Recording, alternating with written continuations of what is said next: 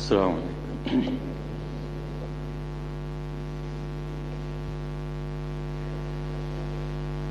بسم اللہ الرحمن الرحیم۔ الحمد للہ نحمده ونستعینه ونستغفره ونؤمن به ونتوکل علیہ ونعوذ باللہ من شرور انفسنا ومن سیئات اعمالنا ومن يهد الله فلا مضل له ومن يضلله فلا هادي له ونشهد أن لا إله إلا الله وحده لا شريك له ونشهد أن سيدنا ومولانا محمدا عبده ورسوله أرسله بالحق بشيرا ونذيرا وداعيا إلى الله بإذنه وسراجا منيرا وصلى الله تعالى عليه وعلى آله وأصحابه أجمعين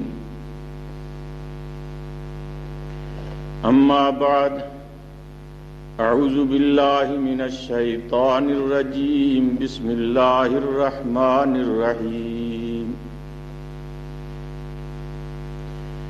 وما ارسلناک الا رحمتا للعالمین صدق اللہ العظیم۔ میرے محترم بزرگوں، دوستوں اور بھائیوں، مجھے یہ خوشی ہے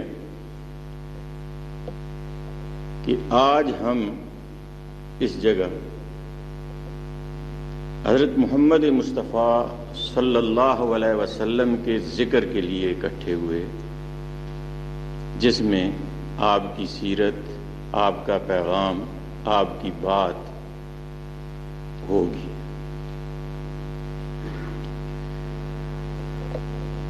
حضرات،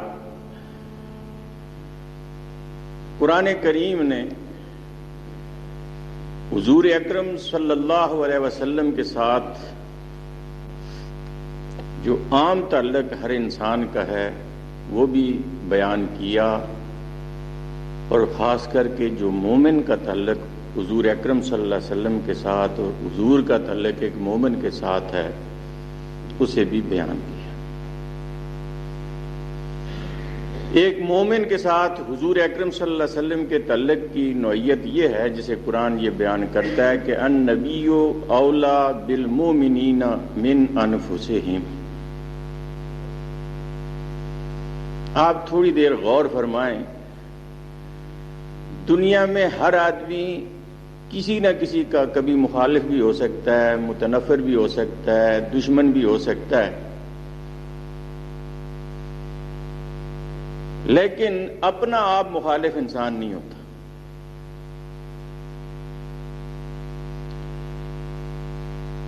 لیکن قرآن کریم حضور اکرم صلی اللہ علیہ وسلم کے اس تعلق کا اظہار یوں فرماتے ہیں کہ نبی جو ہیں محمد مصطفیٰ صلی اللہ علیہ وسلم جو ہیں، یہ اعلی ایمان کے ان کی اپنی جانوں سے بھی زیادہ قریب ہیں،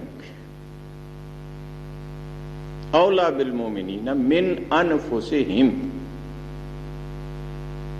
یعنی ان کے اپنے آپ سے بھی زیادہ قریب ہے۔ یعنی یہ ہو سکتا ہے کہ ایک آدمی یا ایک مومن اپنی کسی لا علمی کی بنیاد پر، ناسمجھی کی بنیاد پر، غیر شعوری طور پر، کم علمی کی بنیاد پر کوئی ایسا فیصلہ کر ڈالے، کوئی ایسی بات کر ڈالے جس میں اس کی ذات کا نقصان ہو۔ لیکن محمد مصطفیٰ صلی اللہ علیہ وسلم کا ہر فیصلہ، ہر بات ایسی ہے کہ جس کے اندر ایک مومن کے لیے کوئی خطرہ، کوئی خوف، کوئی نقصان، کوئی چیز ایسی نہیں۔ اور اسے پورے کھلے دل کے ساتھ اس بات کو قبول کرنا چاہیے کہ میں اپنا خود اتنا دوست نہیں ہو سکتا جتنا کہ اللہ نے محمد مصطفیٰ صلی اللہ علیہ وسلم کو میرا درد، میرا دکھ، میری محبت انہیں عنایت فرمائی۔ قرآن کریم ایک جگہ اس انداز سے بھی ذکر کرتا ہے حضور اکرم صلی اللہ علیہ وسلم کا، فرمایا فَبِمَا رَحْمَةٍ مِّنَ اللَّهِ لِنْتَ لَهُمْ وَلَوْ كُنْتَ فَظًّا غَلِيظَ الْقَلْبِ لَانفَضُّوا مِنْ حَوْلِكَ۔ آل ایمان، یہ اللہ کی رحمت ہے تمہارے اوپر کہ اللہ نے محمد مصطفیٰ صلی اللہ علیہ وسلم کو اتنا نرم دل بنا لیا آپ کے لیے، اتنا مہربان آپ پر بنا دیا کہ تمہارے ہاتھوں دکھ اٹھا کے بھی تمہیں دکھ دینے کو ان کا جی نہیں چاہتا۔ حضرات، دنیا کے اندر محبت کی مثال اگر کوئی دی جا سکتی ہے تو وہ ماں اور بیٹے کی ہوتی ہے، اور اس پر ناول، افسانے، حقائق سب کچھ موجود ہیں۔ ایک ناول میں نے پڑھا ہے کہ کسی شخص نے شادی کی، جس طرح ساس بہو کا جھگڑا روایتی چلتا ہے وہ چلا، تو بیوی نے یہ کہا اس شوہر کو کہ میں تیری ماں کا دل اور کلیجہ چبانا چاہتی ہوں، تب جا کر تیرے ساتھ رہنے کے لیے تیار۔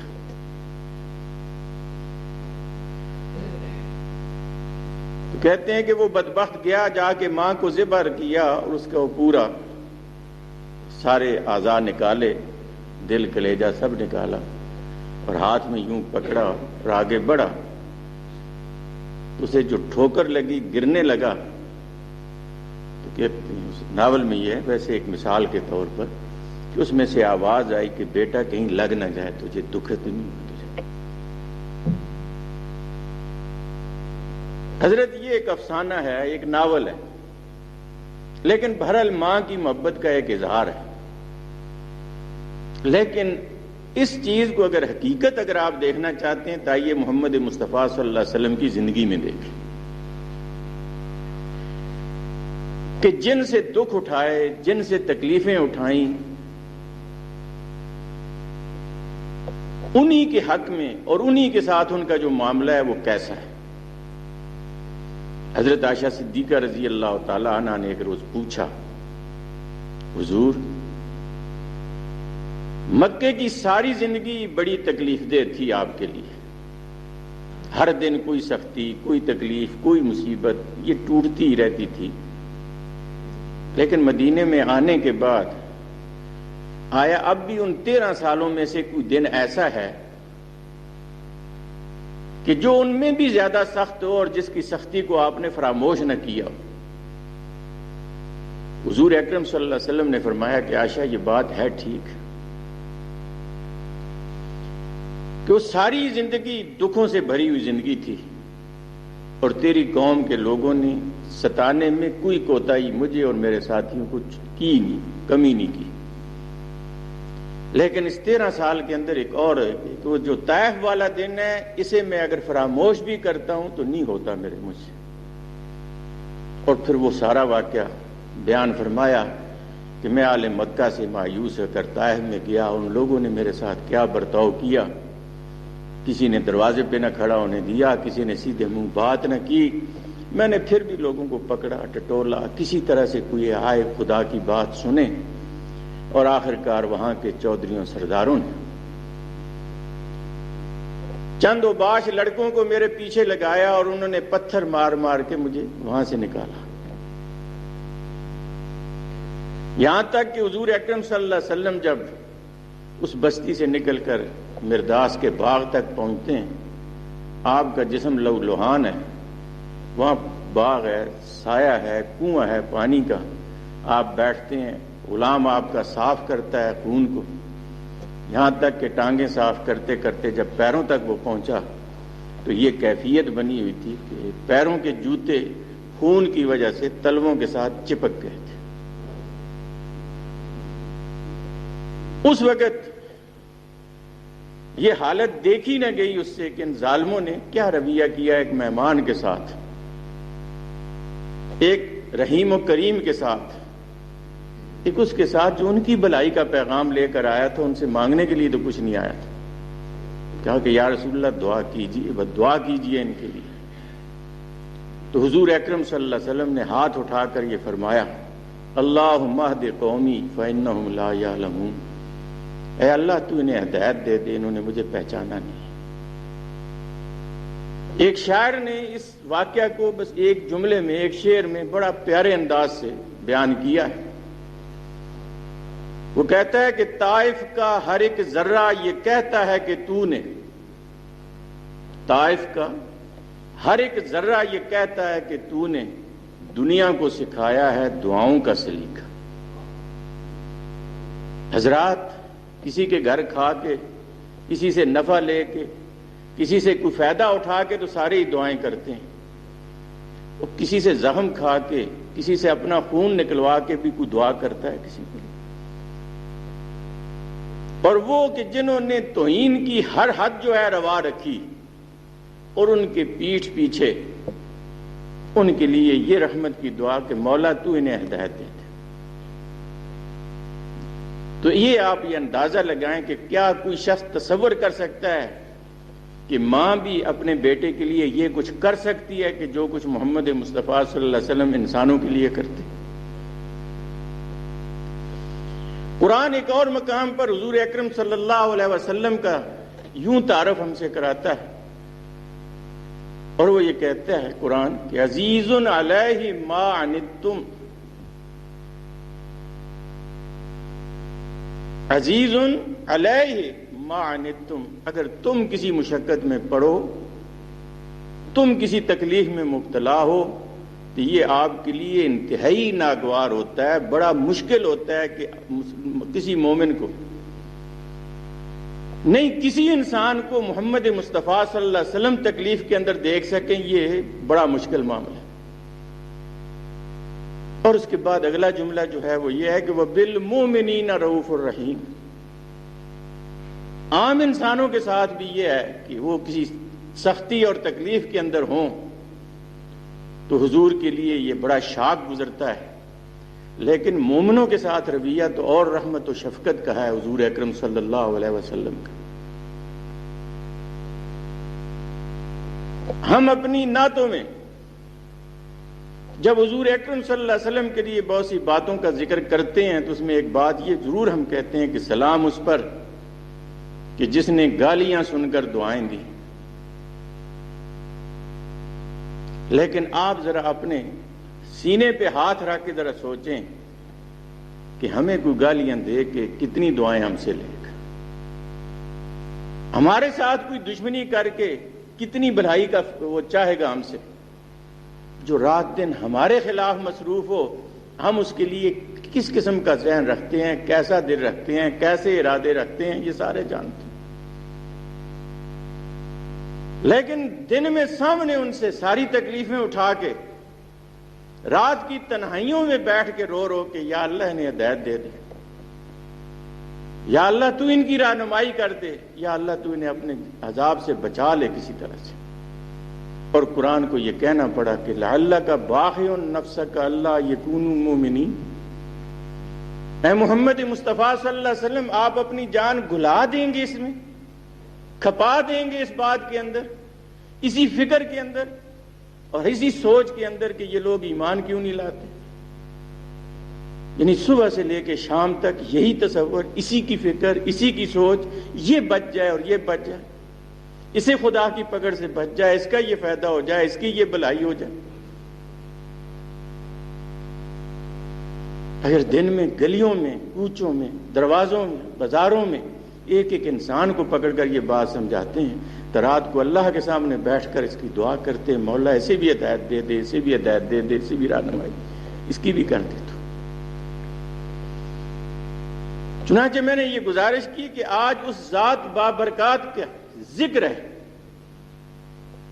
کہ جس کا ہم سے تعلق جو ہے وہ یہ ہے کہ جسے قرآن نے اس طرح سے بیان کیا، اور آپ خود اس بات کو سوچ لیں کہ اس ذکر کو، اس کی تعلیم کو، اس کی بات کو بار بار اگر نہ دہرایا جائے تو یہ ہماری بدبختی ہوگی۔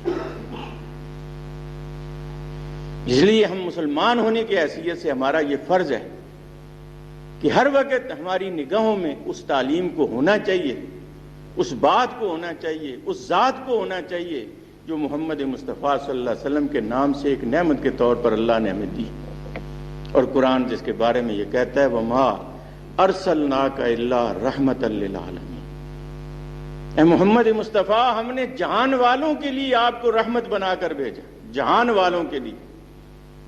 اور آپ یہ دیکھیں کہ اہل ایمان کے لیے دکھ اور تکلیف آپ تو محسوس کرتے تھے، اپنے دشمنوں کے لیے بھی یہی کچھ محسوس کرتے تھے۔ ذرا اس واقعہ کو دیکھیے کہ 13 سال آل مکہ کے ہاتھوں ستائے جانے کے بعد مکہ چھوڑنے پر مجبور ہوئے، مدینے میں آئے اور 14ویں مہینے وہ چڑھ دوڑے، اور انہوں نے اپنی طرف سے اتنی قوت اور طاقت کٹھی کر کے لائے کہ محمد مصطفیٰ صلی اللہ علیہ وسلم اور ان کے ساتھیوں کو بالکل ختم کر دیا جائے اور ان کو دبا دیا جائے، اس ذکر ہی کو سرے سے ختم کر دیا جائے۔ اللہ تعالیٰ مسلمانوں کو فتح دیتے ہیں، اور اس کے اندر 70 مشرکین قید کیے جاتے ہیں۔ حضور اکرم صلی اللہ علیہ وسلم کا کیمپ اس کیمپ کے قریب تھا جہاں رات کو قیدی تھے۔ پہرا دینے والے صحابی یہ فرماتے ہیں کہ رسول اللہ کبھی کروٹ بدلتے ہیں، کبھی اٹھ کے بیٹھ جاتے ہیں، کبھی پھر لیٹنے کی کوشش کرتے ہیں۔ آخرکار اس پہرے دار نے یہ پوچھا یا رسول اللہ کیوں نہیں آرام کرتے، کیوں نہیں سوتے، کیوں نہیں نیند آتی؟ فرمایا مجھے کیسے نیند آیا کہ پڑوس میں یہ دیکھ لو ان لوگوں کی کراہنے کی آوازیں آ رہی ہیں۔ یہ کراہنے والے کو دوست نہیں تھے، دشمن تھے سارے کے سارے۔ صحابہ یہ فرماتے ہیں ہم گئے، ان کی رسیاں ہاتھوں پیروں کی ڈھیلی کی، وہ سوئے، اور اس کے بعد رسول اللہ صلی اللہ علیہ وسلم سوئے۔ وَمَا أَرْسَلْنَاكَ إِلَّا رَحْمَةً لِّلْعَالَمِينَ، یہ ہے کہ ان کی کسی کے ساتھ کوئی دشمنی اور کوئی چیز نہیں تھی۔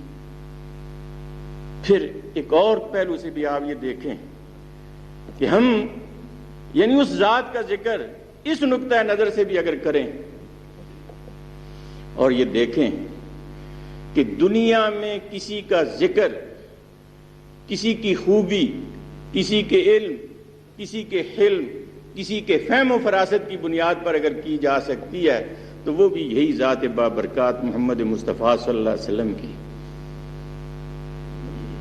جنہیں خود اپنا ایک شیدائی دیکھ کر یہ کہتا ہے، اور حقیقت یہ ہے کہ اس سے زیادہ جامع تعریف شاید ممکن نہ ہو کہ جو حضرت حسان نے حضور اکرم صلی اللہ علیہ وسلم کی تعریف 2 مصروں کے اندر کی ہے۔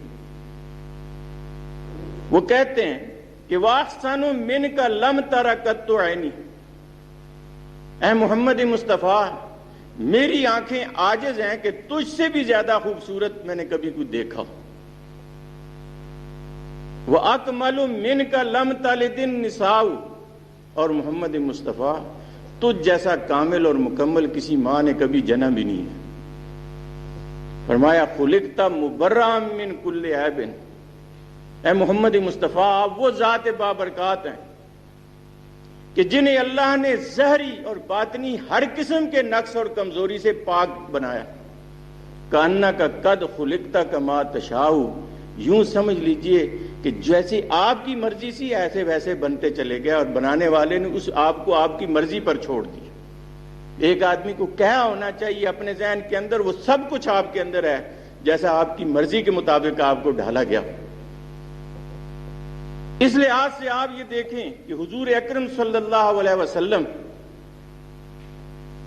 یعنی اپنے اس سارے کمال اور جمال کے لحاظ سے ایک ایسی ذات ہیں کہ جن کا کوئی ثانی اس دنیا کے اندر نہ تھا اور نہ ہوا ہے،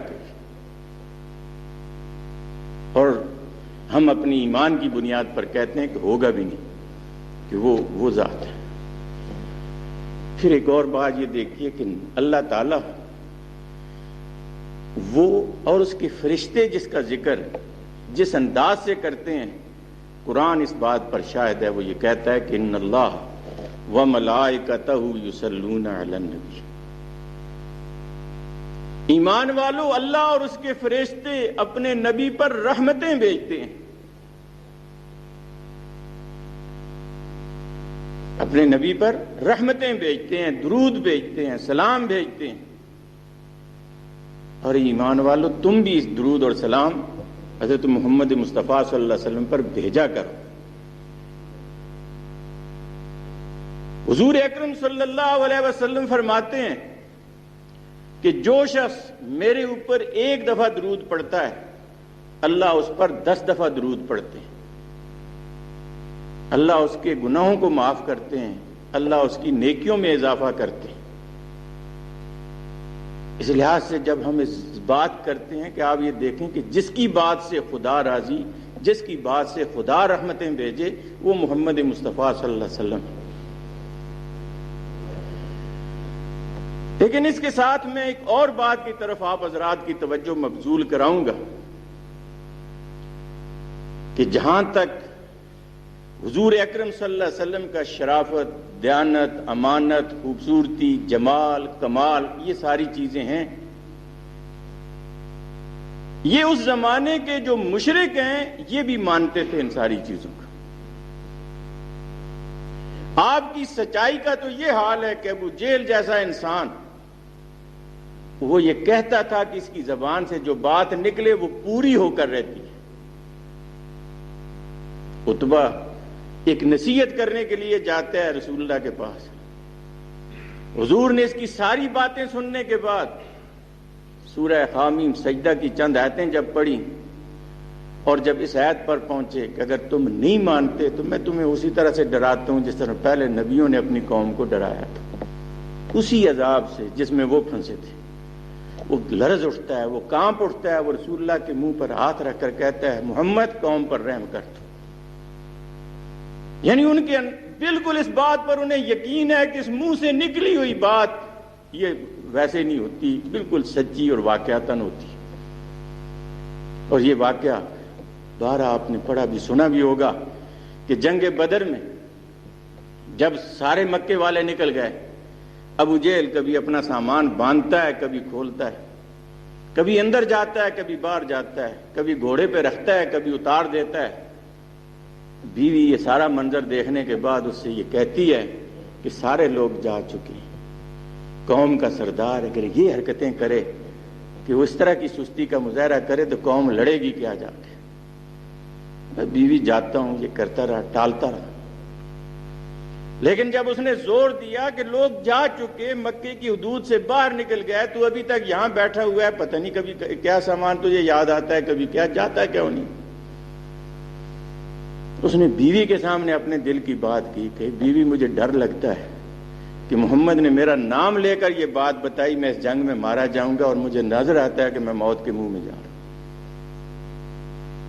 آپ دیکھتے ہیں کہ کتنا وہ سچا سمجھتے تھے۔ آپ کی دیانت اور امانت پر کسی مکے والے کو کبھی شک نہیں ہوا، اور نہ ہی آپ کے ظاہری حسن اور کمال پر کسی کو شک تھا۔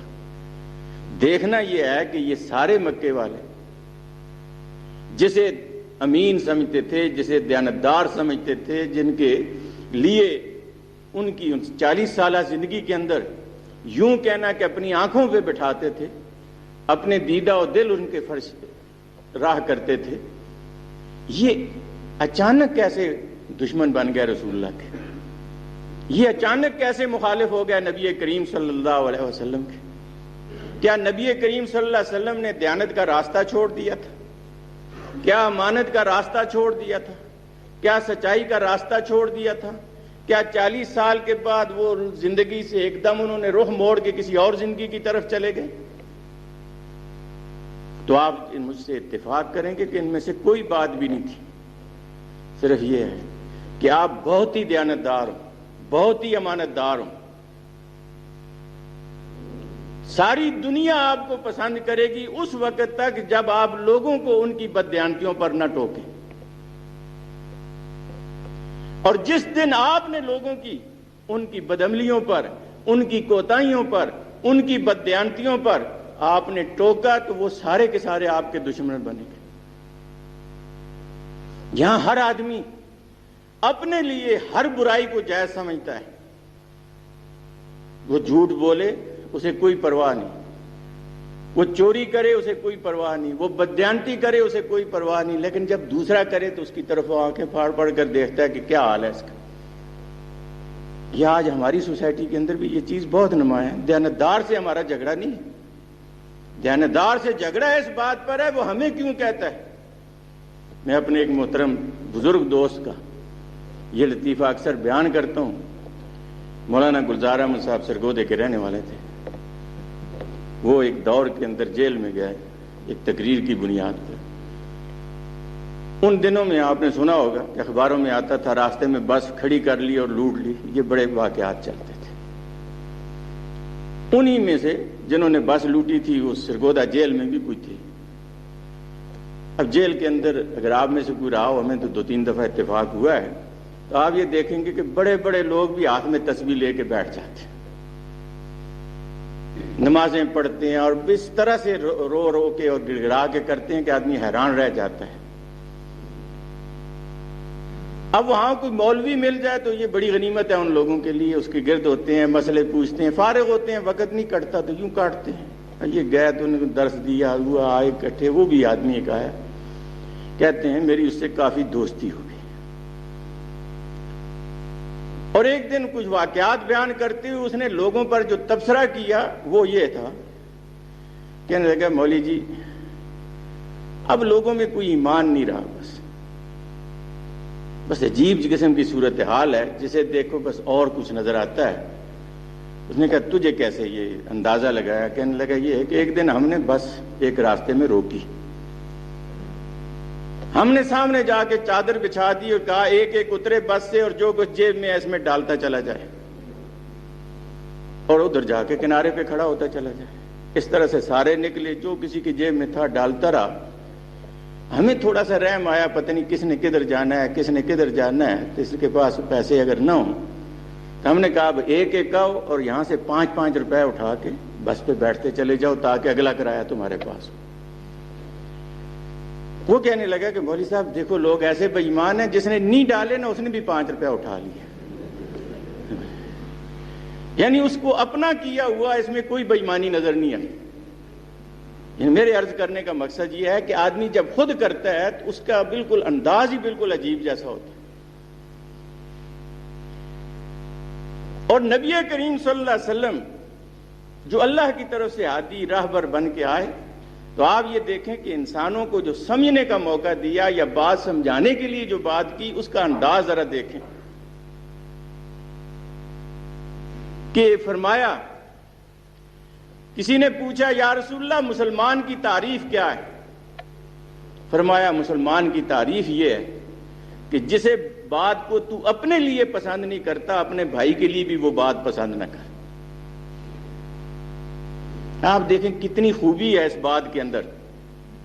اب جس ذکر کو, جس نام کو, جس عادت کو, جس بات کو میں اپنے لیے پسند نہیں کرتا, میں ہر بھائی کے لیے اس بات کو پسند نہ کروں.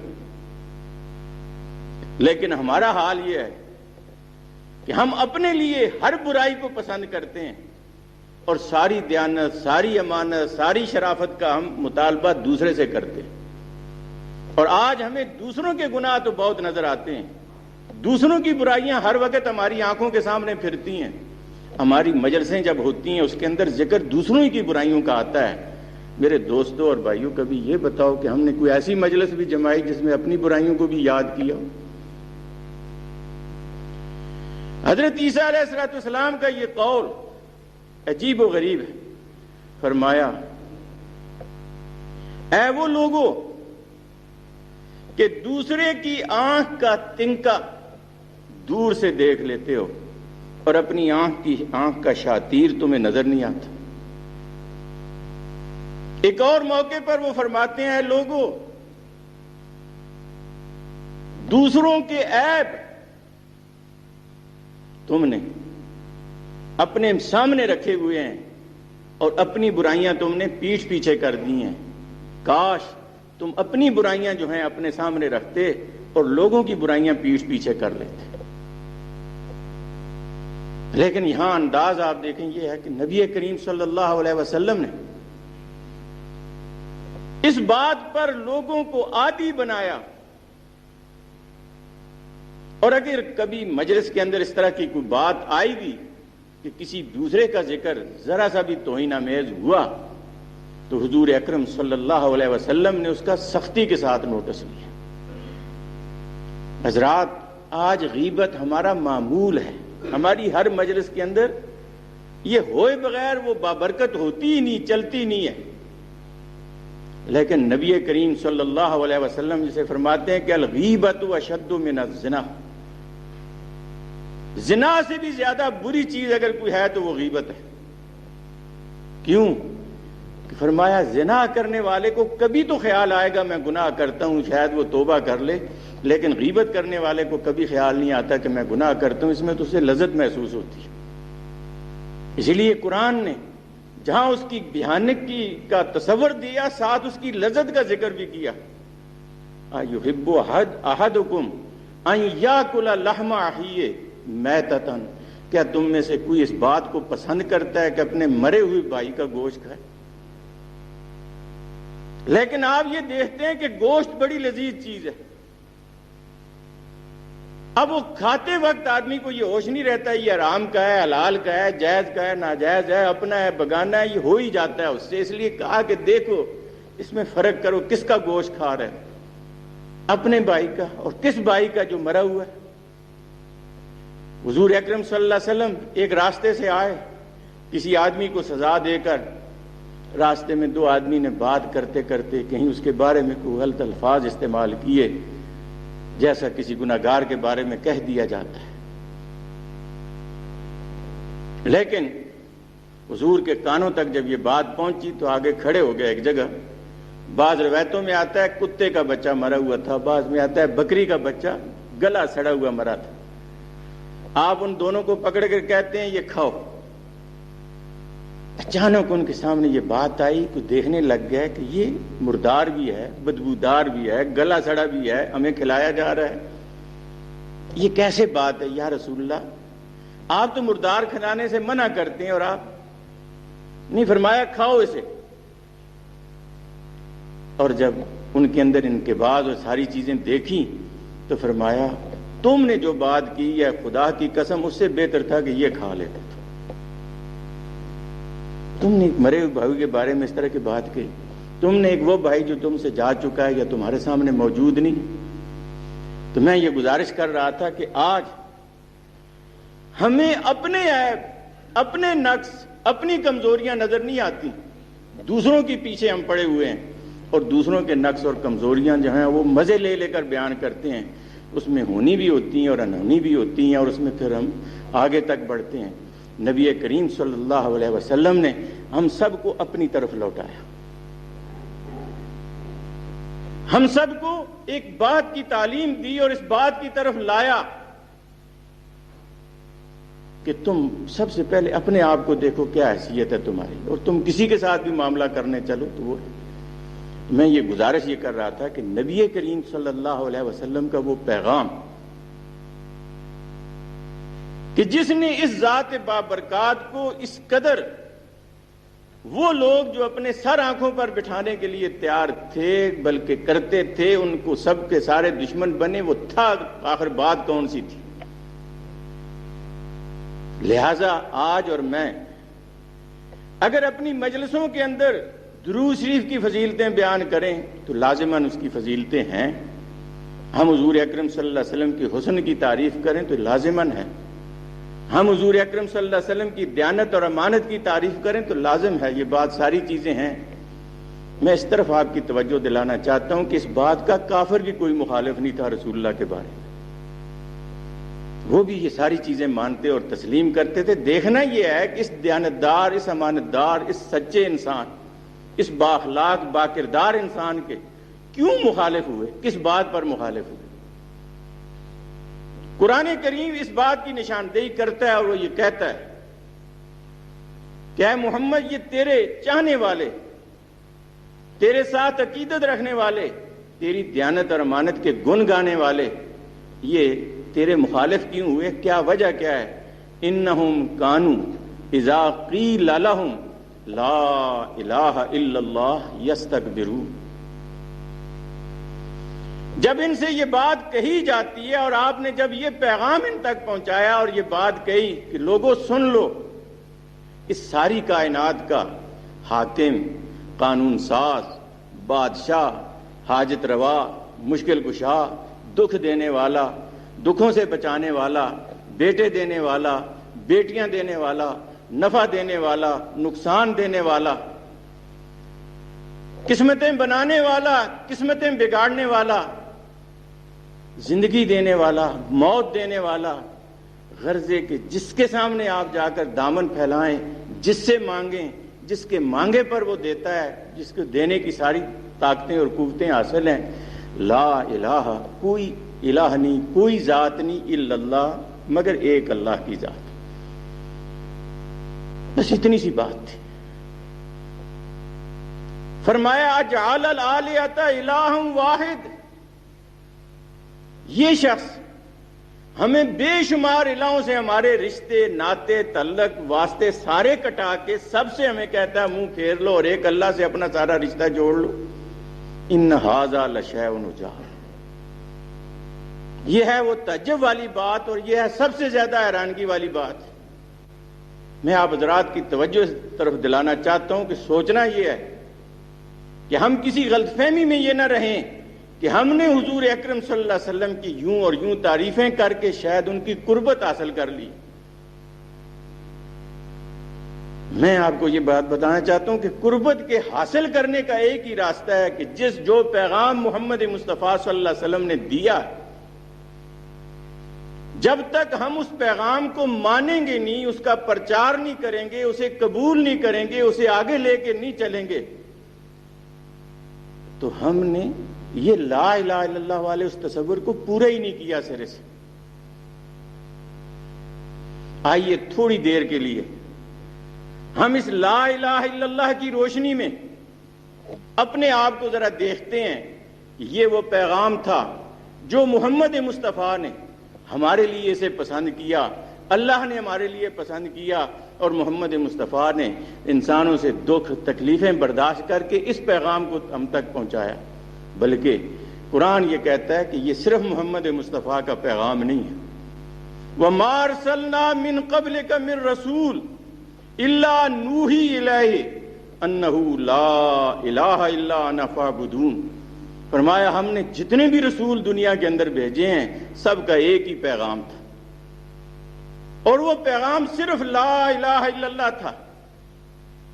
پھر ہم یہ بھی دیکھتے ہیں کہ دنیا کے اندر جتنی بھی برائیاں ہیں، خواہ وہ عقیدے کی برائی ہو، خواہ وہ عمل کی برائی ہو، خواہ وہ فکر کی برائی ہو، ان ساری برائیوں کا علاج بھی لا الہ الا اللہ۔ کیوں؟ آپ ذرا ان انبیاء کے واقعات کو پڑھیں کہ اللہ تعالیٰ یہ بتاتے ہیں کہ نوح علیہ السلام کے دور میں شرک آیا،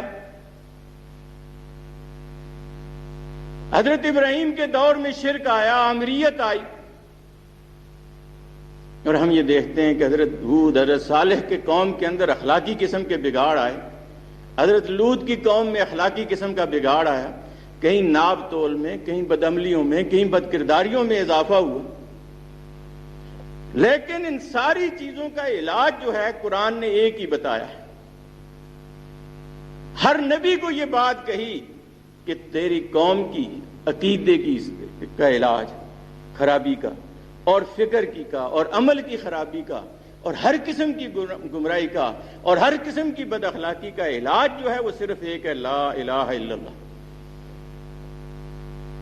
اور ہر نبی نے قرآن نے ان برائیوں کا ذکر کیا جو ان قوموں کے اندر تھیں، لیکن علاج یہی بتایا کہ جو نبی بھی آیا اس نے ایک ہی دعوت دی، یا قوم اعبدوا اللہ ما لکم من الہ غیرہ۔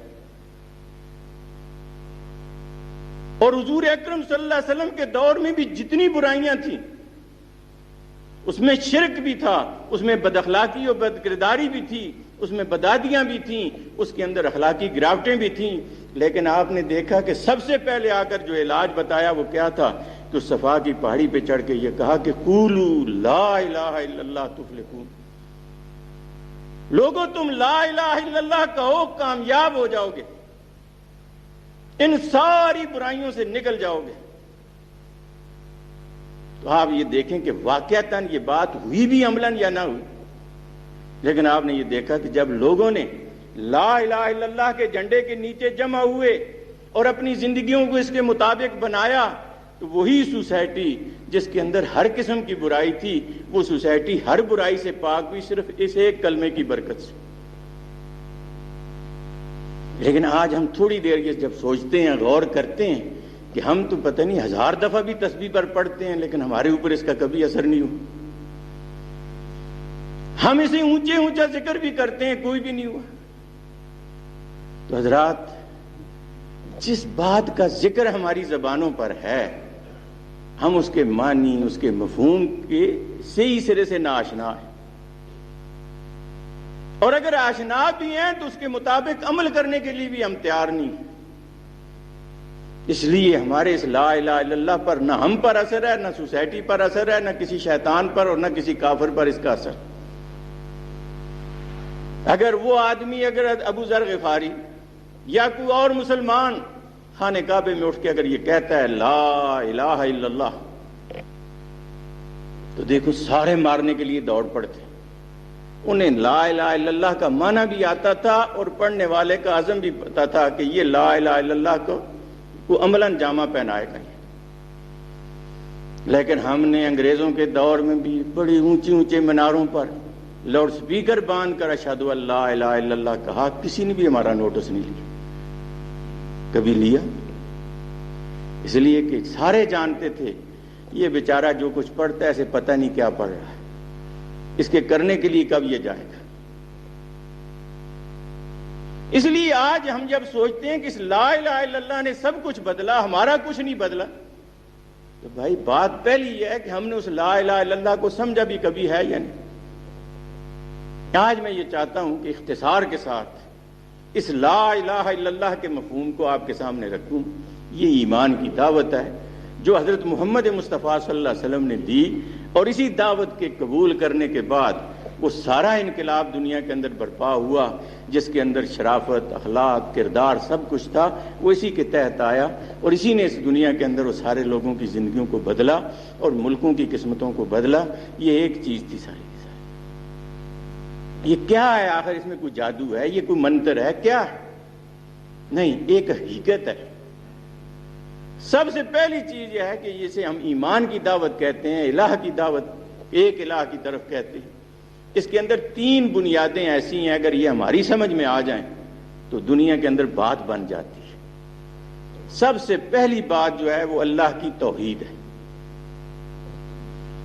دوسری بات آخرت کی فکر ہے، اور تیسری بات رسالت پر ایمان ہے۔ توحید پر ایمان، آخرت پر ایمان اور رسالت پر ایمان، یہ 3 بنیادیں ہیں ایمان کی۔ اگر یہ ہماری سمجھ میں آ جائیں، وہی نقشہ آج بھی بن سکتا ہے جو بنایا ہے۔ میں نے گزارش کی ہے توحید پر ایمان۔ اللہ کو ماننے والے ہر دور میں ہمیشہ رہے ہیں، لیکن اللہ کو ایک ماننے پر ہی جھگڑا رہا۔ جیسا میں نے ابھی یہ آیت آپ کے سامنے پڑھی کہ یہ جو خدا کو خالق، مالک، رازق سب مانتے تھے، اور یہ مکے کے مشرک جو حج بھی کرتے تھے، حاجیوں کی خدمت بھی کرتے تھے، پانی بھی پلاتے تھے، مہمان نوازی بھی کرتے تھے، اسے بڑی سعادت اپنے لیے سمجھتے تھے، جنہوں نے خانہ کعبے کی تعمیر بھی کی، اور اس شرط کے ساتھ تعمیر کی کوئی شخص اس کے اندر حرام کا پیسہ نہیں لگائے گا، اور حلال کے پیسے تھے، خانہ کعبہ آدھا رہ گیا، کہا آدھا رہے لیکن حرام کا پیسہ اس پہ نہیں لگنا چاہیے۔ یہ سب کچھ کرنے والے کس بات کے مخالف تھے؟ اگر مخالف تھے تو صرف توحید کے مخالف تھے، اور اللہ کو ایک ماننے کا یہ مطلب ہے کہ اس دنیا کا حاکم، اس دنیا کا کارساز، اس دنیا کا بادشاہ صرف اور صرف اللہ۔ حضرات، آج ہمارے جتنے بھی مسائل الجھے ہوئے ہیں،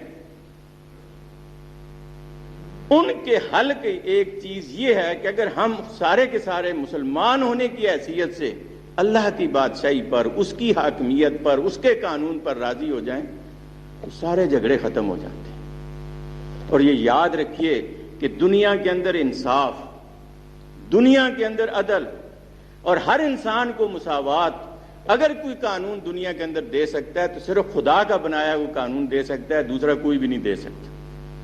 اس کی وجہ واضح ہے، جب ایک میں قانون بناؤں گا تو اپنی ذات اور اپنے رشتہ داروں کو الگ کروں گا، جب ایک پارلیمنٹ بنائے گی قانون تو وہ اپنے رشتہ داروں عزیزوں کو اور ان کی لاج ان کو الگ کریں گے۔ لیکن خدا کے ہم سارے بندے ہیں، ایک جیسے بندے ہیں، سب کو اس نے پیدا کیا اور اپنے بنائی ہوئی کسی چیز پہ کوئی شخص نقص نہیں نکالتا۔ آپ نے یہ دیکھا ہوگا، کبھی سنا ہے کہ جب مشاعرہ ہوتا ہے آپ کسی کے شعر پر بہت داد دیتے ہیں، کسی پر تھوڑی داد دیتے ہیں، لیکن جو شاعر ہے اس سے پوچھئے ذرا، اس کو اپنا ایک ایک شعر اتنا پیارا ہوتا ہے کیونکہ اس کا بنایا ہوا ہوتا ہے۔ اور یہ ایک عام مثال بھی مشہور ہے لطیفے کے طور پر کہ دو شاعر ایک دفعہ کہیں بیٹھ گئے، دنیا بھر کے شاعروں پہ تبصرہ کیا، اس کا کلام کیسا ہے، اس کا کلام کیسا ہے، اس کا شعر کیسا ہے، کرتے کرتے سب کو وہ ریجیکٹ کرتے چلے گئے۔ اور آخر میں وہ دونوں جو آمنے سامنے بیٹھے ہوئے وہ کہنے لگے جی کون شاعر ہے، شاعر آپ ہیں یا میں ہوں، اور آپ بھی کیا تھے؟ یہ ہے کہ ایک آدمی یہ کہتا ہے میں جو کچھ ہوں بس وہی ہے۔ ہر شخص کو اپنی چیز بڑی پسند ہے۔ اسی لحاظ سے آپ یہ دیکھ لیجئے خدا نے جس کو بنایا ہے، خدا کو اپنی ایک ایک چیز سے بڑا پیار ہے، اسے اپنی مکھی سے بھی پیار، اپنے پتے سے بھی پیار ہے۔ انسان تو بڑی چیز ہے، اس سے بھی پیار ہے۔ اس لیے اللہ کے قانون میں اس میں اونچ نیچ کوئی نہیں اس نے رکھی، اس لیے کہ سارے اس کے پیدا کیے ہوئے ہیں، سب کے لیے ایک جیسا قانون ہے۔ یہاں تک کہ دنیا میں عرفہ و اعلیٰ و برتر ذات حضرت محمد مصطفیٰ کی ہے، لیکن خدا کے قانون میں ان میں اور باقی میں کوئی فرق نہیں ہے،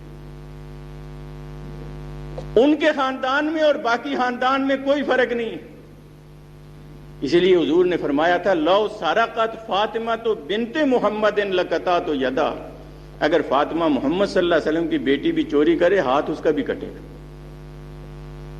اور کل قیامت کے دن اس بنیاد پر کسی کو نہیں چھوڑ دیا جائے گا کہ تیرا باپ کون تھا، دادا کون تھا، وہ نبی تھا، وہ ولی تھا، وہ ایسا تھا، نہیں۔ فرمایا فمن ثقلت موازینہ فاولئک هم المفلحون، جس نے بھی اپنے نیکی کے پلڑے بھاری کر لیا وہ کامیاب ہو جائے گا، خواہ کسے باشے۔ ومن خفت موازینہ فاولئک الذین خسروا انفسهم فی جہنم داہرون، اور جس کا پلڑا ہلکا نکل گیا وہ کسی کا بھی بیٹا ہو وہ ذلت سے نہیں بچ سکتا اور نہ بچا سکتا ہے اسے کوئی۔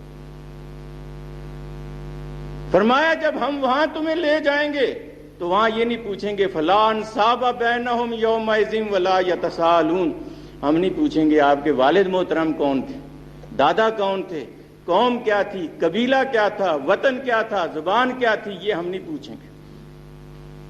ہم تو ایک ہی بات پوچھیں گے کیا کر کے آیا ہے تو۔ اس لیے اللہ نے جو بھی جس کو دیا ہے ایک ہی جیسا دیا ہے۔ بہت بڑا انسان ہے تو اس کی بھی دو آنکھیں ہیں، اور بہت غریب انسان ہے تو اس کی بھی دو ہی آنکھیں۔ اللہ نے اپنے جسم میں کوئی فرق نہیں رکھا کسی کے اندر، سب کو ایک جیسا دیا، اس لیے سب کے ساتھ ایک جیسا معاملہ اس کا ہوگا۔ اس لیے اس نے جو قانون دیا ہے اس کے اندر جو مساوات کا تصور ہے آپ تو دنیا میں اس کا تصور بھی نہیں کر سکتے، تو جو کر کے بتائی۔ حد یہ ہے کہ اس مساوات کے اندر یہاں تک بھی معاملہ ہے کہ ہم یہ دیکھتے ہیں کہ جہاں حضرت عمر رضی اللہ تعالیٰ عنہ صدقے کے اونٹ مدینے کے چند ممتاز لوگ چرایا کرتے تھے باری باری پر، اور ایک دن بار حضرت عمر کی بھی آتی تھی کہ وہ صدقے کے اونٹ لے کر جاتے تھے چرانے کے لیے۔ یعنی اس سے زیادہ کوئی مساوات ہے آج جو مساوات کے شور مچاتے ہیں؟ ذرا دیکھو ان کی زندگیوں میں اور ان کے معاملات میں۔ اور اس سے بھی زیادہ کہ آپ اس بات کو ذرا دیکھیں کہ آپ غور فرمائیں کہ آج یہ کہا جاتا ہے کہ ہم غریبوں کے لیے یہ کریں گے، غریبوں کے لیے یہ ہوگا، لیکن جو واقعتاً غریبوں کے لیے اسلام نے تصور پیش کیا اس کا کوئی مثال یا نمونہ آپ بتا سکتے ہیں؟ یعنی صدیق اکبر جیسا آدمی جو اپنی تجارت اور کاروبار کے لحاظ سے معروف ترین ہیں، 2 سال چند مہینے 6 مہینے بھی پورے نہیں کر سکے اپنے خلافت کے، اور جب اس دنیا سے جاتے ہیں تو جاتے ہوئے یہ پوچھتے ہیں اپنی بیٹی سے، آشا یہ بتاؤ، ہر مرنے والے انسان نے مرنا ہے اور ہر مرنے والے کے لیے کفن چاہیے، کیا گھر میں کفن ہوگا؟ میں آپ سے پوچھتا ہوں کہ ہماری پاکستان کی مملکت سے کئی گنا بڑی مملکت کا سربراہ دنیا سے جا رہا ہے، اور انسان بھی اتنا عظیم کہ حضور نے فرمایا میرے اوپر جتنوں نے بھی احسان کیا میں نے ہر ایک کے احسان کا بدلہ چکایا، ابو بکر کے احسانوں کا بدلہ میں نہیں چکا سکا۔ وہ جا رہا ہے، پوچھتا ہے بتائیے کوئی کفن ہے؟ ابھی حضرت عائشہ جواب نہیں دے پا رہی، اور خود فرماتے ہیں بیٹی اس کی پرواہ نہ کر، میرے جسم کے کپڑے مرنے کے بعد اتار کے انہی کا کفن بنا کے دفنا دینا۔ اور حضرت عائشہ رو کر کہتی ہیں ابا اتنے بھی گئے گزرے ہوں گے کہ اپنے باپ کو کفن بھی نہیں دے سکیں گے؟ فرمایا بیٹی نہیں، بات دراصل یہ ہے نئے کپڑے زندہ کے لیے ہوتے ہیں، مردے کے لیے بس پرانے بھی کافی۔ ہمارے ہاں ایک پولیس کا سپاہی بھی جو ہے 2-2 4-4 ٹیکسیاں چلاتا آپ کو نظر آئے گا۔ یہ صدر مملکت جا رہا ہے اور گھر میں کفن کے لیے پوچھ رہا ہے یا نہیں؟ بتائیں اس مساوات کا کوئی تصور کہیں ہے؟ آپ دیکھیں حضرت عمر کو کہ ایک قحط کے دور میں ایک دور کا دیہاتی مہمان آیا، کھانے میں ساتھ شریک ہوا، اور وہ سالن میں جو گھی ہے تھوڑا اس کی طرف وہ لقمہ دوڑائے اور لے اور سالن کے ساتھ اس گھی کو لپیٹنے کی کوشش کرے۔ آج کل آپ کو بہت اللہ نے دیا ہوا ہے، شاید یہ تصور آپ نہ سمجھیں، کسی زمانے میں سالن میں پانی زیادہ ہوتا ہے، اب بھی دیہاتوں میں زیادہ ہوتا ہے، اور گھی تھوڑا تھوڑا ہوتا ہے جو پھیل جاتا ہے اس پلیٹ کے اندر، تو اس پھیلے ہوئے گھی کی طرف وہ اپنا لقمہ لے کر جائے۔ حضرت عمر نے 1-2 دفعہ اسے لقمہ اس طرح سے اٹھاتے دیکھا اور اس طرح گھی کے پیچھے لقمہ دوڑاتے دیکھا پلیٹ کے اندر، تو پوچھا ایسا اندازہ ہوتا ہے کئی زمانے سے تو نے گھی نہیں دیکھا؟ کہا 1 سال ہو گیا جب سے قحط پڑا ہے، گھی کا تو منہ بھی نہیں دیکھا میں نے، تو آج یہ ذرا نظر تو آیا ہے۔ تو آپ نے اس کے بعد سے قسم اٹھائی جب تک ہر آدمی گھی کھانے کے قابل نہیں ہوگا عمر بھی گھی اس وقت تک نہیں کھائے گا۔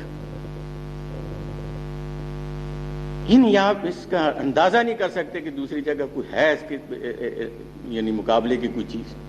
کس نے دیا یہ؟ اس خدا کی حکمیت کا، اس قانون کی برکت تھی، اور اس کی سب سے بڑی برکت جو ہے وہ یہ ہے کہ خدا کے قانون میں حاکمیت و محکومیت کا تصور نہیں ہے۔ حضور نے جو تصور دیا وہ یہ ہے کہ سید القوم خادمہم، قوم کا سردار ان کی خدمت کرنے والا ہوتا ہے، صاحب نہیں ہوتا۔ اس لیے آپ یہ دیکھ لیں کہ جو زندگی رسول اللہ کی تھی وہ یہ ہے کہ ہم یہ دیکھتے ہیں کہ وہ بازار جاتے ہوئے کسی یتیم، کسی بیوہ کا دروازہ کھٹکھٹا کر پوچھتے ہیں تیرا سودا لانا ہے، کسی کی ضرورت پوری کرنی ہے، تو یہ ساری چیزیں وہ بھی کرتے تھے۔ اور ہم حضرت ابو بکر، حضرت عمر، حضرت عثمان کو دیکھتے ہیں، حضرت علی کو، کہ اسی طرح سے ان کی زندگیاں گزری، کبھی بھی صاحب بہادری اور صاحب گیری کا تصور نہیں آیا۔ اٹھ کے خود کام کرنا، اس لیے انہیں پتا تھا کہ اس کا معاملہ کیا ہے۔ اور پھر دوسری بات یہ ہے کہ وہ خزانہ جو ان کے پاس اکٹھا ہوتا تھا خدا کے قانون میں، اس کی حیثیت یتیم کے مال سے بھی زیادہ سخت تھی، یتیم کے مال سے بھی زیادہ سخت تھی، اور اس کی حفاظت مسلمانوں کے لیے اسے کرنی پڑتی تھی، اپنی ذات کے لیے نہیں۔ اپنی ذات کے لیے اس معروف کی بنیاد پر وہ لے سکتا تھا، ویسے نہیں لے سکتا تھا۔ اور یہ تصور بھی ذہن میں نہیں تھا کہ میں حکمران بن گیا ہوں تو خزانے میرے ہاتھ میں آئیں گے۔ آپ یہ دیکھ لیجئے کہ ہم دیکھتے ہیں حضرت ابو بکر کی رات کو بیعت ہوتی ہے، صبح کپڑے کا تھان بازو پر اٹھایا ہوا بازار کی طرف جا رہے ہیں، عبیدہ ابن جراح راستے میں ملے، کہا ابو بکر کدھر؟ فرمایا میں تو کپڑا بیچنے جا رہا ہوں۔ کیوں؟ تجھے رات کو تو ہم نے بیعت کی، خلیفہ بنایا۔ کہا بیعت تو کی، خلیفہ تو بنایا، لیکن پیٹ میرا بھی ہے، میرے بچوں کا بھی ہے، تو میں نے اس کے لیے سوچا ہے پروگرام، میں زور تک اپنا کام کروں گا، زور کے بعد پھر خلافت کا کام کیا کروں گا۔ کہا ابو بکر ایسا نہیں چلے گا۔ کہا اور راستہ کوئی نہیں۔ آخر سارے مسلمانوں نے بیٹھ کر یہ طے کیا، ذرا خرچے پر اندازہ لگائیں، یہ طے کیا کہ ہم میں سے اوسط درجے کا جو آدمی کا خرچ ہے وہ خرچ امیر المومنین کو بیت المال سے دیا جائے. اور اس زمانے میں اوسط درج کا خرچ 150 درہم تھا، اور 150 درہم حضرت ابوبکر صدیق کی تنخواہ خلافت کی مقرر ہوئی. لیکن آپ آخر تک اس پر مطمئن نہیں تھے، اور آپ نے یہ وصیت فرمائی کہ میرا فلانا باغ جو ہے وہ اٹھا کے بیت المال میں دے دو تاکہ اس کی قیمت پوری ہو جائے اور میں خدا کے سامنے بری و ذمہ ہو کر جاؤں. اور پھر دیانت کا یہ حال کہ مرتے وقت ایک وصیت کرتے ہیں اور بڑی عجیب و غریب قسم کی. فرمایا عائشہ ہمارے گھر میں ایک خچر ہے، ایک خادم ہے، ایک مشکیزہ ہے اور ایک پیالہ ہے، یہ بیت المال کے ہیں. جب تک میں مسلمانوں کا کام کرتا تھا ان سے فائدہ ہم اٹھانا ہمارے لیے جائز تھا، لیکن میرے مرنے کے بعد اگر تم نے اس سے فائدہ اٹھایا تو تمہارے لیے حرام ہے، یہ مسلمانوں کی چیز ہے. لہذا میرے مرنے کے بعد ہی اسے عمر کے حوالے کر دینا. اور حضرت عمر خلافت پر بیٹھتے ہیں تو پہلا چارج ان کے پاس ابو بکر کے گھر سے یہی خچر اور مشکیزہ آتا ہے، اور آپ رو کر یہ کہتے ہیں ابو بکر اللہ تیرے اوپر رحم کرے کہ آنے والے کے لیے اب بہت مشکلات ہیں، کہ وہ سوچے گا کہ میں نے کدھر جا رہا ہوں، میں نے کیا کرنا ہے. آپ یہ تصور کریں. عمر بن عبدالعزیز کو ہم دیکھتے ہیں کہ ایک مہمان آ کر بیٹھا ہوا ہے، جب تک اپنے دفتر کا کام کر رہے ہیں چراغ جل رہا ہے، اور دفتر کا کام بند ہوتا ہے، چراغ جا کے بند کر دیتے ہیں اور پھر کہتے ہیں اب بات کر کیا کرنی ہے تیری میری بات جو. اس نے کہا امیر المومنین چراغ کو تو جلنے دے. کہا بات تیری میری ہے اور چراغ کا تیل جو ہے وہ بیت المال کا ہے، وہ تیری میری بات پہ نہیں جل سکتا. یہ مثال دیانت کی کوئی ہے کہیں؟ وہ عمر بن عبدالعزیز جس کا خلافت سے پہلے یہ حال تھا کہ ایک غلام نے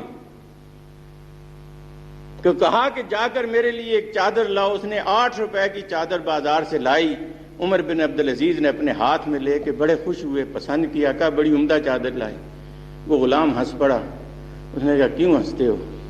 کہا امیر المومنین وہ دن بھی یاد ہے نا تجھے جب 800 درہم کی چادر لایا تو اٹھا کے تو نے میرے منہ پہ ماری تھی کہ یہ میرے استعمال کے قابل نہیں ہے، آج 8 درہم کی چادر بھی تو پسند کرتا ہے.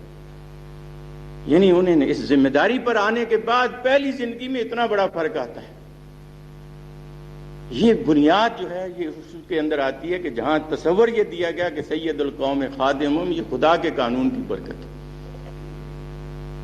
یہاں بادشاہ سلامت والا کوئی تصور ہی سرے سے نہیں پایا جاتا، اور وہ یہ ایک چیز تھی کہ جو سب لوگوں کو دی گئی، اور بیت المال کی وہ دیانت اور امانت کے طور پر ان کے سپرد کیا گیا، اور اس لحاظ سے مسلمانوں کی بہتری میں صرف ہونا چاہیے. اس کے اندر امیر کا اور اس کے بیٹے کا بھی اتنا ہی حق ہے جتنا کسی اور کا. اس لیے میں یہ سمجھتا ہوں کہ یہ لا الہ الا اللہ میں پہلی بنیاد توحید کی جو ہے وہ اللہ کے قانون کی ہے، اللہ کی بادشاہت کی. اور ایک اور چیز بھی آپ اپنے ذہن کے اندر رکھیں، توحید ہی کی بات چلی.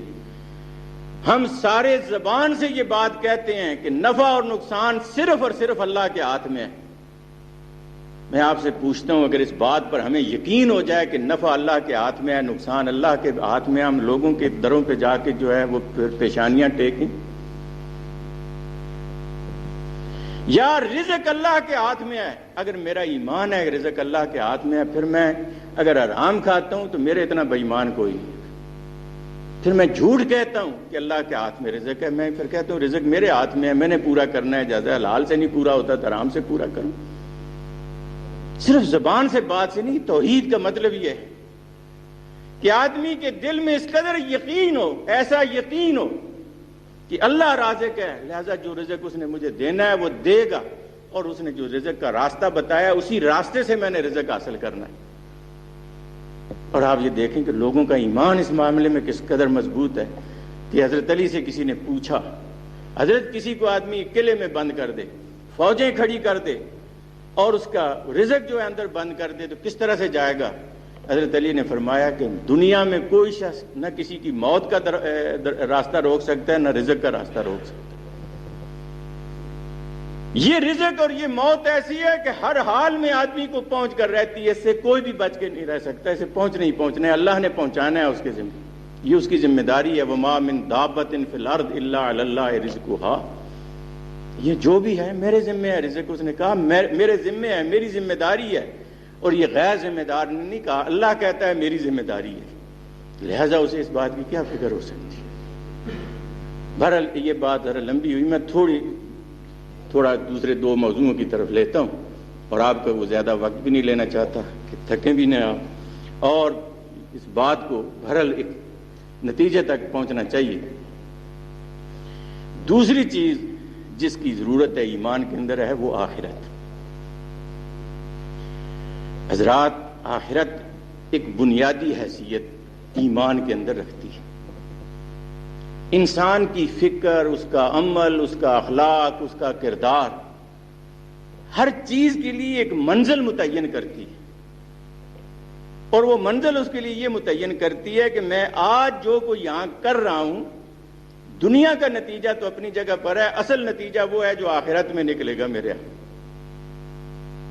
اور ہر چیز، آدمی زبان سے جو کچھ بولتا ہے، آنکھوں سے جو کچھ دیکھتا ہے، کانوں سے جو کچھ سنتا ہے، یہ ساری چیزیں نتیجہ بنیں گی، اور یہ ساری چیزیں کوئی نتیجہ پیدا کریں گی۔ لہذا یہاں کوئی بات ضائع نہیں ہوتی۔ قرآن کہتا ہے ما یلفظ من قول الا لدیہ رقیب عتید، تمہارے منہ سے بات نکلتی ہے، ہمارے لکھنے والے وہاں موجود ہوتے ہیں، اور بڑے دیانتدار، بڑے امانت دار، کوئی کسی بات کے اندر کمی بیشی نہیں کرتے، ٹھیک ٹھیک لکھتے چلے جاتے ہیں، ٹھیک ٹھیک چلتے چلے جاتے ہیں۔ خواہ تم چھپ کے کرو، سامنے کرو، انفرادی کرو، اجتماعی کرو، سب کچھ پتہ ہے، اور ہم کل تمہیں اپنے سامنے بلائیں گے، اس وقت ہر چیز کو نمایاں اور واضح کر دیں گے۔ فرمایا یوم تبلی السرائر فما لہ من قوت ولا ناصر۔ تم نے کبھی آج کام کرتے وقت یہ بھی سوچا جس دن تمہارا کوئی راز نہیں رہے گا، کوئی چیز چھپا کے نہیں رکھ سکو گے، ساری چیز کھلی آ جائے گی، اور اس دن نہ تم اپنے عیبوں پہ پردہ ڈال سکو گے، نہ تمہارا کوئی حمایتی تمہارے عیبوں پہ پردہ ڈال سکے گا۔ اس دن کی بھی کبھی فکر کی؟ اسی دن کی یہ فکر کہ نبیوں تک چیختے نظر آتے ہیں، صحابہ کرام تک جو ہیں اور رات گڑ گڑاتے گزرتی ہے کہ وہاں جا کر خدایا تو اس رسوائی سے بچا۔ حضرت ابراہیم جیسا نبی یہ دعا کرتا ہے رب لا تخزنی یوم یبعثون، میرے مولا قیامت کی رسوائی سے تو بچا لے۔ یوم لا ینفع مال ولا بنون، جس دن نہ مال نفع دے گا نہ بیٹے نفع دیں گے، مولا الا من اتى اللہ بقلب سلیم، جو اپنا دل سالم لے کے تیرے پاس پہنچ جائے گا وہی بچ سکتا ہے۔ لا تخزنی یوم یبعثون، مولا رسوائی کے دن سے بچا لے۔ کبھی سوچا ہم نے کہ ایک دن یہ دفتر سارا کھلے گا، اور اتنی تفصیل کے ساتھ مولانا عبد الماجد دریابادی نے اس یوم تبلی السرائر میں ایک بڑی لطیف جیسی تفسیر کی ہے۔ جو کہتے ہیں جس طرح دنیا میں چند ایکٹر کوئی فلم بناتے ہیں، وہ اپنے اپنے متعین کردار اس کے اندر کرتے ہیں ادا، اور وہ کیمرہ ان کو اکٹھا کرتا رہتا ہے، پھر اس کے بعد جب وہ پردے پر آتا ہے تو تھوڑا تھوڑا کھلتا ہے۔ لیکن اگر دنیا کے اندر ایسا کوئی پردہ آئے، ایسی کوئی سکرین بن سکے کہ ساری کی ساری فلم ایک دفعہ کھول دی جائے،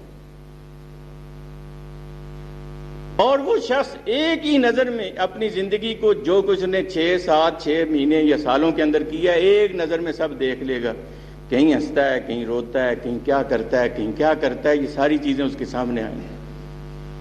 کہا دنیا میں تو یہ آدمی کو حاصل نہیں ہے، لیکن قیامت کے دن خدا کو یہ بات حاصل ہے کہ ہر آدمی کی زندگی کی فلم ایک دفعہ کھول دی جائے گی، اور یہ کہا جائے گا یوم تبلی السرائر، جس دن سارے راز ہم واضح کر دیں گے، تو بھی دیکھے گا، دنیا بھی دیکھے گی تیری اس زندگی کو کیا تھا تو۔ حضرات، آج میں اور آپ ایک دوسرے کے سامنے نیک، متقی، پرہیزگار بن کے کھڑے ہیں، ایک اللہ کی وہ کرم نوازی ہے کہ اس نے ہمارے عیبوں پہ پردہ ڈالا ہوا ہے، اس کی ستاری کی چادر پڑی ہوئی ہے۔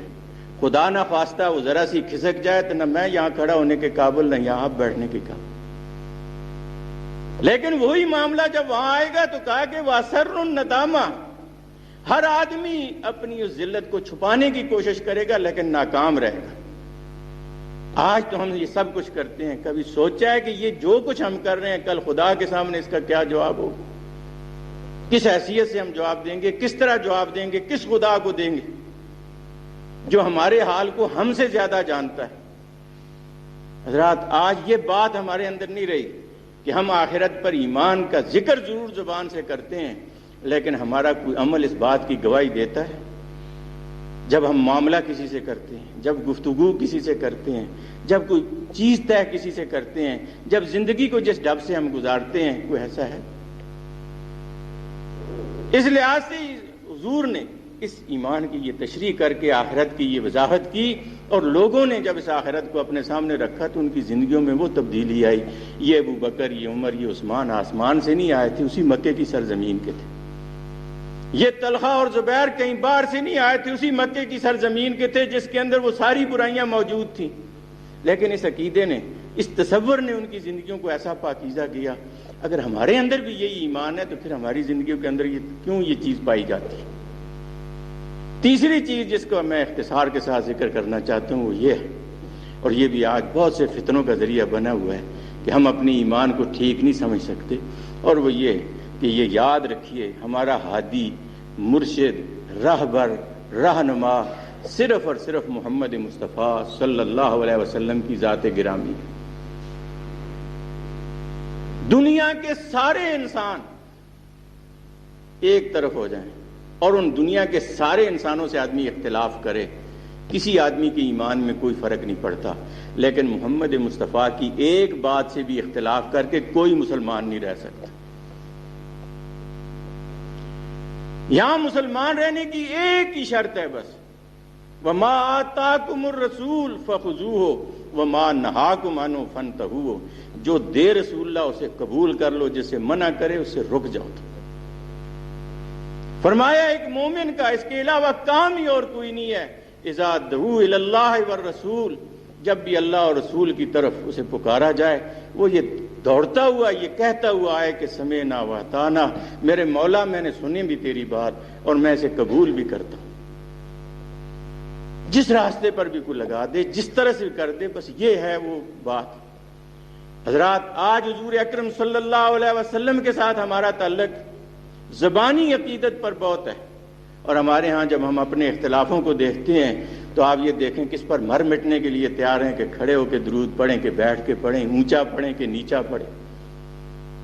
میں پوری ایمانداری کے ساتھ کہتا ہوں قیامت کے دن اللہ ہم سے یہ نہیں پوچھے گا، ان میں سے کوئی چیز ہمارے ہاں سوال کی حیثیت ہی نہیں رکھتی، لیکن آپ یہ یقین جانیں کہ اللہ جس معاملے میں ہم سے بات پوچھے گا وہ یہ ہے کہ بتا تو نے فلاں معاملے میں زندگی کے فلاں کام میں اور فلاں کام میں رسول اللہ کی پیروی کی نہیں کی، یا حکم مانا یا نہ مانا۔ پوچھا جائے گا جو وہ یہ بات پوچھی جائے گی۔ کیا آج ہم ان چیزوں پر بحثیں کرتے ہیں لیکن اپنا کام کرتے وقت ہم نے کبھی سوچا اور یہ کیا کہ میرا یہ عمل، میرا یہ کام رسول اللہ کی تعلیم کے موافق ہے یا مخالف ہے؟ اس ہدایت اور اس رہنمائی کے اندر چل رہا ہے یا اس کے خلاف چل رہا ہے؟ میں سمجھتا ہوں کہ آج جب نبی کریم صلی اللہ علیہ وسلم کی سیرت کا ذکر آتا ہے اور اس معاملے میں، تو میں یہ گزارش واضح طور پر آپ کے سامنے کر دینا چاہتا ہوں، اگر تقریریں اس بنیاد پر کی جائیں کہ چلو جی مقرر کی دھوم بن جائے اور کہیں واہ واہ جی یہ کیا کیا اس نے، ہو سکتا ہے تقریر تو ایسی ہو جائے گی، لیکن کل قیامت کے دن وہ مقرر بھی مجرم کی حیثیت سے خدا کے سامنے اٹھے گا۔ اور اگر سننے والا اس لذت کے تحت کہ چلو آج کوئی گانا نہیں سنیں گے، کوئی فلم نہیں دیکھیں گے، ایک مولوی آیا ہے خوش بیان ہے اس کی بات سن لیں گے، تو لازماً ہم نے اپنا وقت ضائع کیا۔ اگر ہم نے رسول اللہ کی تعلیم میں اور ان کی مجلس میں بیٹھ کر اپنے لیے کوئی عمل نہ سیکھ سکے، کوئی ہدایت کا راستہ نہ پا سکے، تو ہمارا یہ اٹھنا بیٹھنا اور جمع ہونا جو ہے وہ بیکار ہوگا، اور اس مجلس میں کوئی خیر بھی نہیں ہوگی۔ ما ثواب وہ اپنی جگہ پر ہے، آپ نماز پڑھیں گے ثواب ہو ہی گا، لیکن جو فرض ادا کرنا ہے وہ اپنی جگہ پر ہے کہ اسے کرنا پڑے گا۔ اس لحاظ سے میں آپ سے یہ گزارش کرتا ہوں کہ نبی کریم صلی اللہ علیہ وسلم کے ساتھ ہمارا ضمنی قسم کا، اضافی قسم کا تعلق نہیں ہے۔ جب کوئی کام نہ ہو، کوئی تکلیف نہ ہو، کوئی چیز بھی نہ ہو، چلو جی رسول اللہ کے نام کی کوئی دعا ہو جائے، کوئی ذکر ہو جائے، کوئی مجلس ہو جائے، نہیں، رسول اللہ صلی اللہ علیہ وسلم کے ساتھ ہمارا تعلق ایسا ہی ہے جس طرح روح اور جسم کا تعلق آپس میں ہوتا ہے۔ آپ یہ دیکھ لیں کہ روح ناخن میں بھی موجود ہے اور یہ گوشت کے اندر بھی موجود ہے، بال کے اندر بھی موجود ہے اور پاؤں کے ناخنوں کے اندر بھی موجود ہے۔ جہاں روح نہیں ہوگی وہ چیز وہ جسم کے ساتھ ٹک نہیں سکے گی، وہ بال گر جائے گا جسم سے، وہ ناخن گر جائے گا جسم سے، وہ گوشت گر جائے گا جسم سے، جہاں روح کا اثر نہیں پہنچا۔ اسی طرح سے ہماری وہ زندگی خدا کے ہاں قابل قبول ہے ہی نہیں، اس کی کوئی حیثیت نہیں، وہ کسی گنتی اور شمار میں نہیں جو نبی کریم صلی اللہ علیہ وسلم کی اتباع میں نہیں ہے، خواہ وہ زندگی کا بڑا معاملہ ہو یا چھوٹا معاملہ ہو، وہ اٹھنے بیٹھنے کا ہو، کھانے پینے کا ہو، چلنے پھرنے کا ہو، کوئی معاملہ بھی ہو، اس کے اندر دیکھنا یہ ہے کہ اتباع ہو نبی کریم صلی اللہ علیہ وسلم۔ اگر آج کی یہ مجلس ہماری اس غرض کے لیے کہ ہم نبی کریم صلی اللہ علیہ وسلم کی اس سنت کو زندہ کریں، ان افعال و اقوال پر چلیں، اس کے لیے اپنے آپ کو تیار اور آمادہ کریں، تو یقیناً یہ بیٹھنا ہمارے لیے سعادت کا ذریعہ ہوگا، یہ ہمارے لیے ایک روشنی کا مینار بنے گا۔ اور اگر ہم نے محض اسے ایک مجلس کی بات سمجھ کے تھوڑی دیر بیٹھ کے ثواب سمجھ کے چلے گئے، ہو سکتا ہے کل خدا کے سامنے یہ حجت کا ذریعہ بنے کہ تم نے ایک ہدایت کی بات یا ایک قرآن کی بات یا ایک رسول کی بات سنی تھی اور اس کے بعد تو نے زندگی کے اندر اسے فراموش کر دی ہے۔ تو یہ معاملہ ہمارا نہیں ہونا چاہیے۔